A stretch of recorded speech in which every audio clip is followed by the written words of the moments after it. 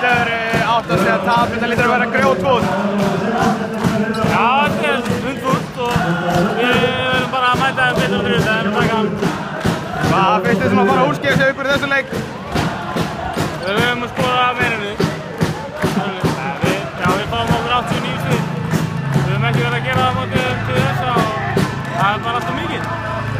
Þessi leikir eru mikil barátta og þeir sveiflast rosalega. Er þetta ekki svolítið spurningum bara hvað stemningin endar í lokin?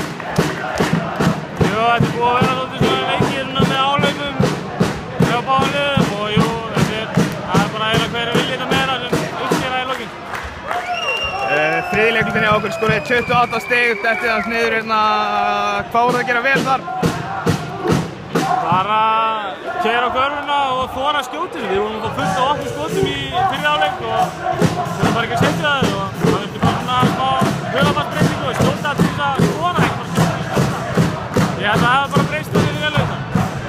Núna er fjórði leikur í Síkinu á þriðjudaginn og þar geta þeir klárað einvíð. Það er væntanlega ekki ykkar ásetningur.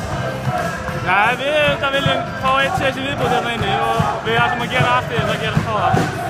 Það er ekki leika.